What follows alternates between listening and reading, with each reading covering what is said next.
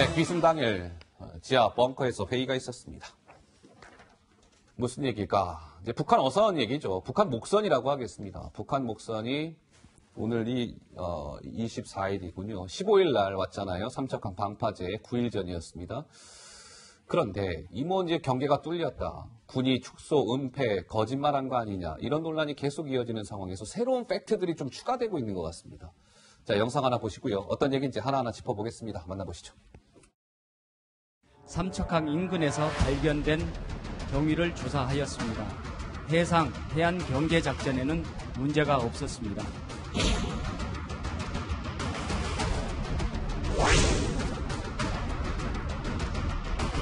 당시 분위기로 이 방산이 굉장히 엄중하다, 모두가 공감했다 이런 식으로 알려져 있는데요. 그 지하대 대책회의에서는 군 차원의 언론 대응은 고려되지 않았던 건가요? 전반적인 사안에 대해서는 합동조사단에서 조사가 끝나면 말씀드리겠습니다.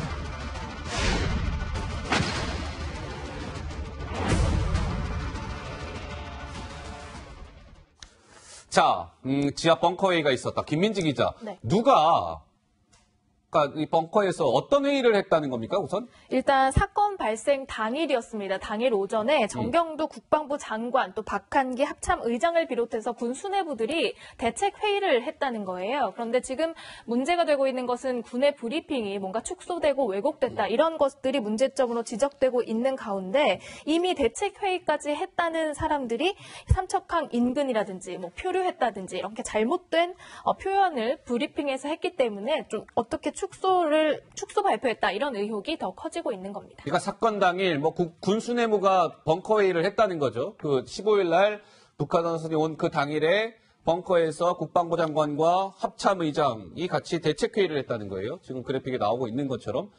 정태근 의원님, 지금은 군 수뇌부가 지하 벙커를 그 당일 날 했다. 저게 지금 이 사건에서, 이 논란에서 왜 중요한 겁니까? 처음 해경에서 보고를 할 때는 상황 그 자체를 그대로 전파를 시켰다는 거 아니겠어요? 예. 그런데 저 회의가 그날 오전에 있었고, 예. 국방부에서 6월 17일 날 이 사건에 대한 브리핑을 하는데, 그 과정에서 축소 은폐가 있었다라고 지금 많은 언론에서 지적하고 있고, 국민들이 이해하기 어렵다고 얘기를 하는 거 아니에요? 예. 그러면 적어도 그날 국방부 장관과 합참의장, 그리고 국방부의 주요 실장과 합참의 주요 본부장이 모인 그 자리에서 어허. 이렇게 보고를 국민들한테 하자라고 합의 본 것이 아닌가라는 의문을 갖는 것이 당연히 합리적 의심이라는 거예요. 만약에 그게 사실이라면 국방부 장관이 축소 은폐하라고 지시했다는 게 되는 거 아니겠습니까? 거기다 대고 또 추가로 확인해야 될 바지만 예. 저렇게 보고를 하면서 과연 청와대한테 보고를 안 했을까? 라는 생각을 갖는 것도 역시 합리적 의심이라고 봐야 되는 거예요. 예. 그런데 그 17일 날 보면은 브리핑을 하는 장소에 또 청와대에 있는 행정관, 현역 예. 대령이라고 하죠. 그렇습니다. 그분이 참여했는데도 불구하고 이 국방부의 발표에 대해서, 이 문제의 심각성에 대해서 청와대에서 지적이 없었단 말이에요. 그러니까 국민들이나 언론들이나 이게 뭔가 조직적으로 축소 은폐하려고 했던 것이 아니냐라는 네. 의문점을 안 가질 수가 없는 거고, 네. 제가 진짜 안타까운 건 뭐냐면 오늘 자유한국당에 삼척항을 갔는데 네. 그러지 말고 오후에 그 추경안에 대한 시정연설 듣고 바로 국방이 열어가지고 아하. 과연 따지고. 그날 벙커에서 있었던 회의에서 어떤 얘기가 있었고, 예. 그것이 6월 17일 날 발표하고 어떤 연관이 있었냐? 예. 저는 이거를 확인했어야 된다고 봐요. 알겠습니다. 물론 그날 군 벙커회의에서 국방부 장관과 합참의장이 축소 은폐를 지시했다는 정황은 확인된 바는 없습니다. 그렇죠. 그냥 그런 합리적 의심을 해볼 수 있는 것이죠. 워낙 지금 이게 논란이 여기저기서 불거지고 있다 보니까. 자, 그러면 한 걸음 더 들어가 보겠습니다. 자, 지하 벙커에서 그날 당일날 군 수뇌부가 모여서 머리를 맞댔다. 회의를 열었다. 그렇다면 이번 논란은 청와대까지 번졌어요. 그렇죠? 그러면 김민지 기자, 청와대와 관련된 새로운 소식도 들어와 있다는데 시청자 여러분들에게 좀 설명해 주시죠. 그렇습니다. 요지를 말하면 청와대도 이 책임에서 자유로울 수 없다 이렇게 되겠는데요. 타임라인으로 좀 살펴보시면 일단 7시 9분에 해경에서 각 전파처들에게 공문을 발송합니다. 일보를 보냈다고 하는데요. 그보다 1분 전인 7시 8분에 해경이 뭔가 긴급 보고 형식으로 청와대에 먼저 전달을 했고요. 그 이후로도 몇 분 뒤에 경찰에게서도 보고를 받았다. 그러니까 청와대는 이미 정박 사실을 여러 군데에서 중복으로 전달을 받은 것으로 이렇게 확인이 되고 있습니다. 3중, 4중 보고를 받았다는 것이죠, 청와대가. 그죠? 예, 해경 일보가 7시 9분이니까 그 전 1분 전에 해경으로부터 별도 채널을 통해서 보고받고, 일보가 이제 청와대, 국방부 등등, 유관부처에 쭉 전파된 이후에도 2분 후에 11분에 또 문자로도 전송받고 20분에도 팩스로 또 추가 보고서를 받았다는 거예요. 청와대가 조 부장 이번 이 북한 어선 논란에 중심에 우뚝 서 있네요. 어찌됐건. 그렇습니다. 예. 조금 전에 이 해경의 움직임까지 좀 곁들여서 설명을 드려야 될 것 같은데 우선 그 해경이 그 해상상에 놓고 귀순 당일날 대응을 잘했어요. 보니까. 지금 언론 보도를 보니까요. 네. 해경에서 바로 뭐라고 했냐면 청와대, 합참, 국정원에 보고를 했습니다. 네. 보고 내용은요. 삼척항 방파제 부두에서 북한의 소형 목선과 선원 4명을 발견했다. 이거예요. 네. 그러니까 이미 부두에 접안을 했다는 것까지 보고가 된 겁니다. 그런데 이틀 뒤에 국방부와 합참이 확인이 안 됐다. 이러면서 삼척항 인근이라고도 밝혔고 확인된 게 없다라고 얘기를 했어요. 예. 그렇다면은 이것도 숨기려는 의도가 아니냐. 어허. 이렇게밖에 해석이 안 되는 거고 네네. 또 지금 김민지 기자가 금방 설명한 것은요. 이 해경뿐만 아니라 경찰도 청와대에 보고를 또 했다는 거예요. 그러니까요. 그러니까 네. 이거 화면에 나오고 있죠. NLL이라는 이 해상의 군사 분계선 이 남쪽으로 지키는 건 해경인데 예. 해경뿐만 아니라 일반 경찰까지도 그날 상황을 정확하게 파악하고 어허. 현장에까지 들어가서 청와대 문자 전송을 했다. 예. 보고한 곳이 청와대 국정상황실과 위기관리센터 2곳이었어요. 네네네. 이렇게까지 보고를 했는데 그렇다면은 왜 국방부와 합참이 계속해서 이틀 뒤인 17일 그리고 18일, 19일 계속해서 삼척항 인근이니까 부두까지 포함이 되니 안 되니 이런 혼란을 겪었겠냐. 예, 예. 그렇다면 이것은 청와대가 어떤 컨트롤 타워로서 이거는 조금 숨겨야 된다라든가 예. 혹시 청와대의 지시로서 이런 오락가락을 한 거 아니냐. 예. 이렇게 생각할 수밖에 없다는 얘기죠. 이어서요. 조 부장 말씀에 이어서 청와대가 이제 이번 이 논란의 중심에 서면서 가장 핵심은 이런 것 같아요. 보고를 언제 받았다, 이건 이제 부수적인 팩트에 불과한 것이고, 가장 핵심의 논란은 이런 거 아니겠습니까, 박 의원님?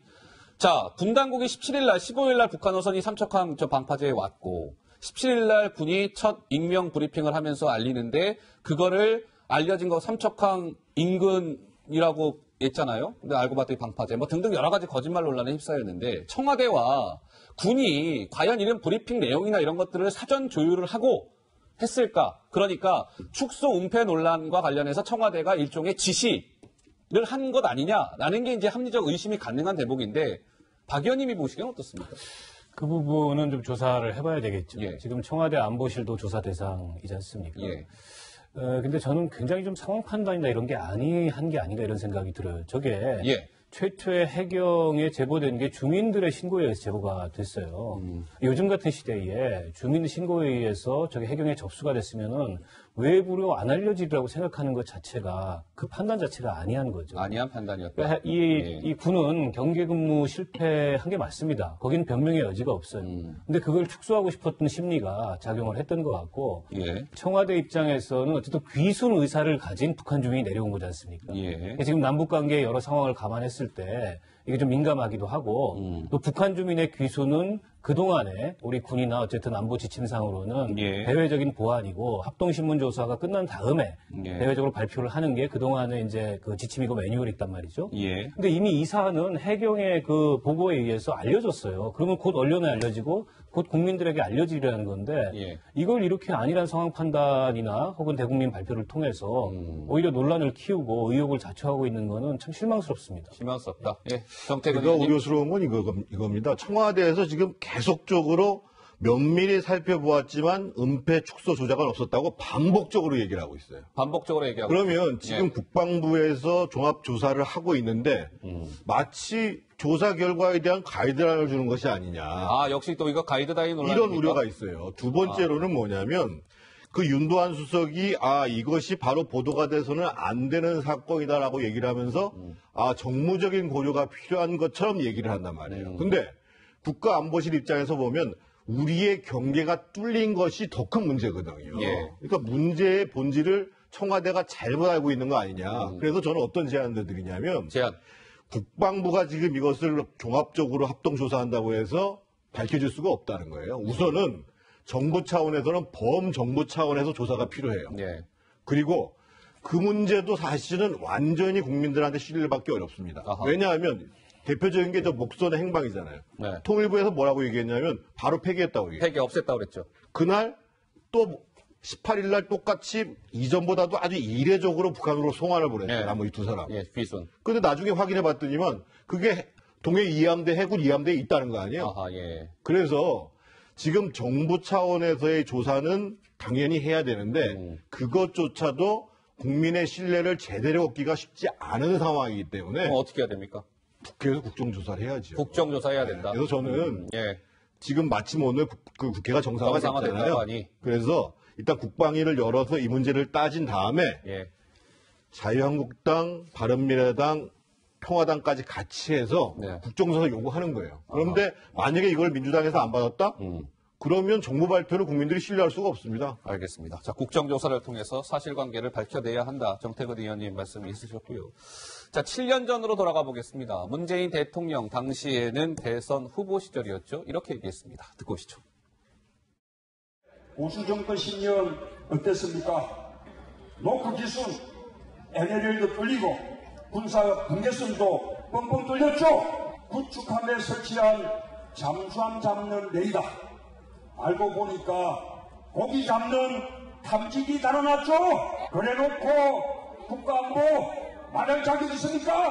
한마디로 군대도 안 갔던 사람들, 특수자 출신 저 문제를 앞에서 안보 얘기 꺼내지도 마라. 이번 대선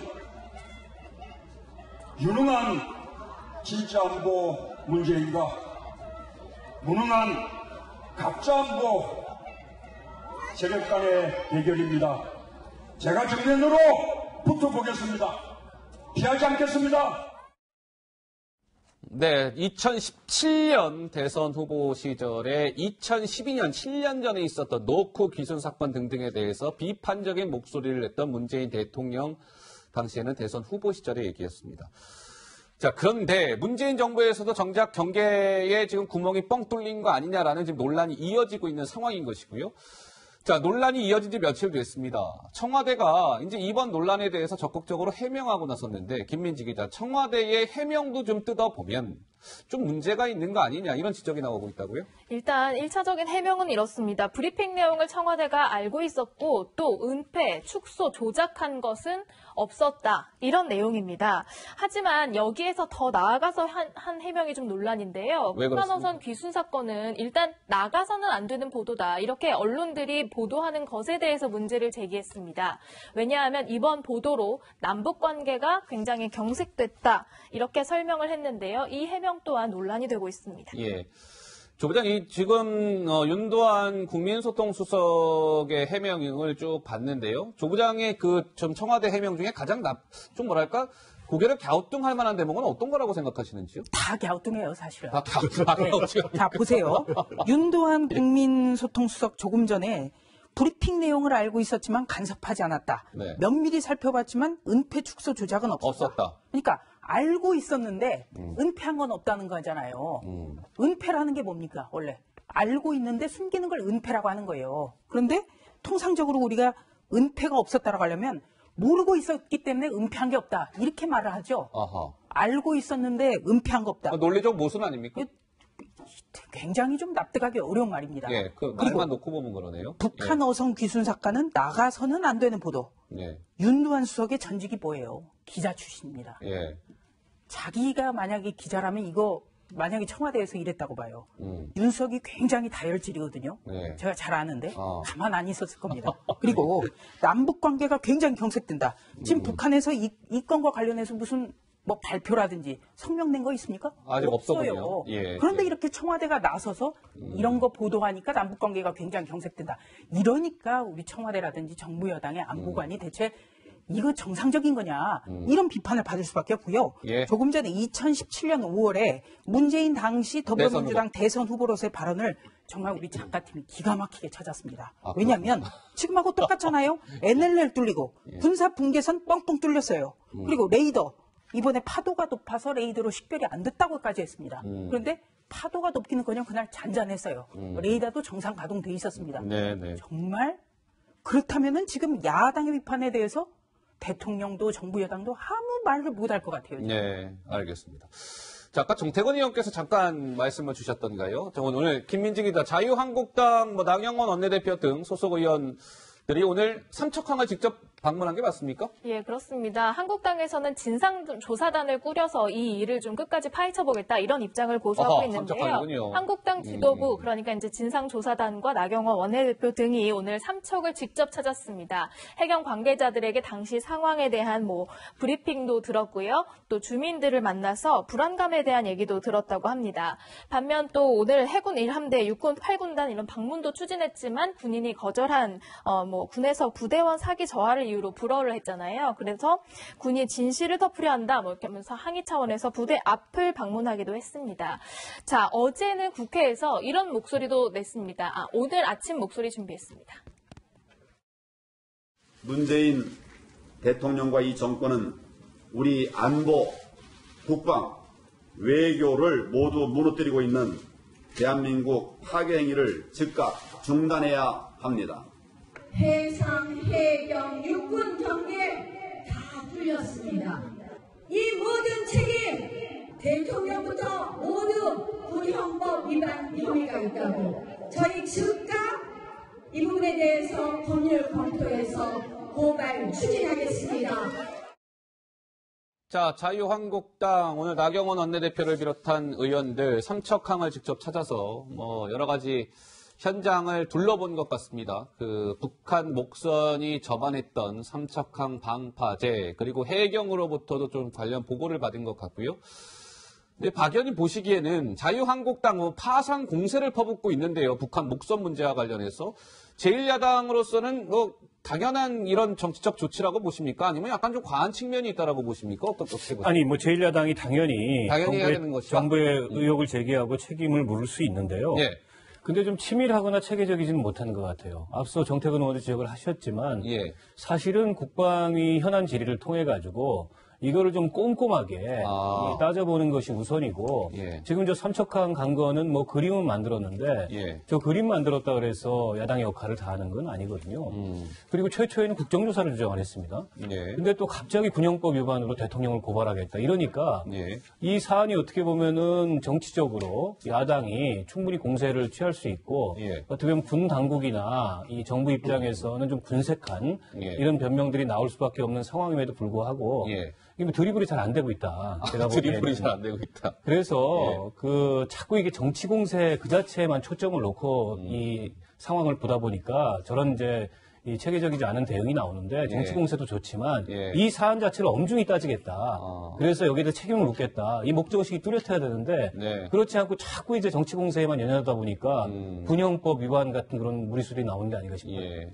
줘보자. 예. 저도 박 의원님 말씀에 동감을 합니다. 정말 이게 대통령을 군형법 위반 문제로 법률 검토를 한다. 이건 진짜 정치 공세거든요. 아하. 네. 대통령 군형법으로 대통령 고발을 검토하겠다. 형사 소추를 받지 않아요. 물론 군형법에는 38조에 거짓 명령, 통보 또는 보고를 한 사람은 처벌한다 이렇게 돼 있어요. 예. 그런데 민주당이 좀 생각해 볼 것 하나는 2010년에 노크 귀순 사태 때 오락가락 군 보고 체계가 핵심 쟁점이었거든요. 이때 야당이었던 민주당이 들고 온 것이 군형법을 적용하자 이거였어요. 아하. 예, 역사는 돌고 돈다. 내로남불. 네, 그러니까 네. 여당일 때 야당일 때 다들 말을 가려서 잘해야 된다. 이 말씀을 좀 드리고 싶습니다. 네, 여기서 저희가 하나 심각하게 생각해야 될 것이 내일이 지금 6.25잖아요. 6.25죠. 그러니까 왜 거짓 보고를 군형법상에서 중대한 문제로 바라보냐면요. 네. 군대가 국방부가 거짓 보고를 하게 되면 그 피해는 예를 들면 전시 같은 경우에는 고스란히 백성들한테 가게 돼 있는 거예요. 네. 그래서 이번 사건에서 정말 제대로 조사해야 될 것 중에 하나가 고의적으로 축소 은폐를 하려고 했던 것인가가 굉장히 중요한 핵심이다. 포인트고요. 예.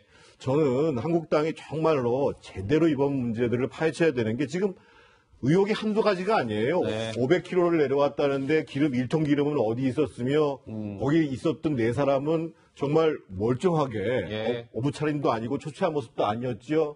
귀한 문제 관련해서 통일부에 물어보니까 국정원에다 물어봐라. 국정원은 국방부가 발표할 거다. 국방부는 우리 관할 사항 아니다. 예. 이런 문제들에서 미스터리가 하나하나 많아요. 꼼꼼하게 네, 따져봐야 확인을 된다. 하고 그거를 국민들한테 알려야 될 의무가 야당들한테 있는 겁니다. 알겠습니다. 자유한국당 먼저 국회 정상화, 국회 등원을 하겠다라고 밝혔으니까요. 한번 지켜보도록 하죠.